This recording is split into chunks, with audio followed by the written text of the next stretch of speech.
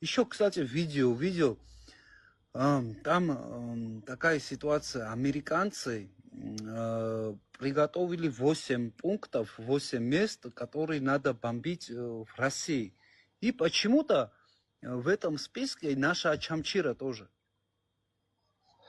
Ну, потому что там базируется или должен базироваться Черноморский флот России. Они нас там, прямо кстати, по-моему, идут ремонтные работы или что-то там идет, но это я не интересовался. Под огонь нас Так я подставили. знаю. Под огонь подставили, чтобы нас бомбили. Да. А если правда они возьмут и решат ударить по Ачамчире, что тогда делать? Ужас просто. А нельзя отказаться. Ну, во-первых, нельзя нам отказаться. Смотри, сказать, что не хотим. Сочи бомбили, правда? Ты как раз и звонил тогда. Да. И наши люди тоже, очень многие возмущались. А где эта защита? Где? И к нам тоже залетели несколько штук.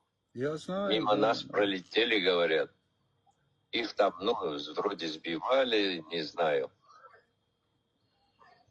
И этот вопрос тоже стоял. И был круглый стол, где выступали многие и сказали: мы абсолютно не защищены, а вы кричите, орете, что все небо, все защищено, все нами защищено, российскими войсками.